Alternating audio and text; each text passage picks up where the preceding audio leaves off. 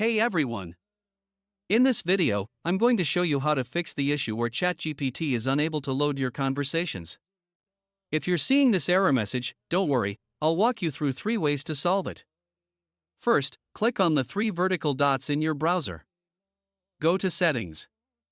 On the left-hand side, click on Privacy and Security, then select Third-Party Cookies. Next, click on See All Site Data and Permissions.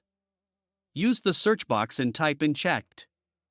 When you see ChatGPT listed, click the trash icon and press Delete. Now go back to the search box and type in OpenAI. You'll also need to delete the data for OpenAI.com the same way. Click the trash icon and press Delete. Once done, close your browser completely and reopen it. Then check if your conversations are loading properly. If it's still not working, click the 3 vertical dots again. Select Extensions, then click Manage Extensions. Now disable any extensions that are currently turned on by toggling them off. Extensions can sometimes interfere with ChatGPT loading properly.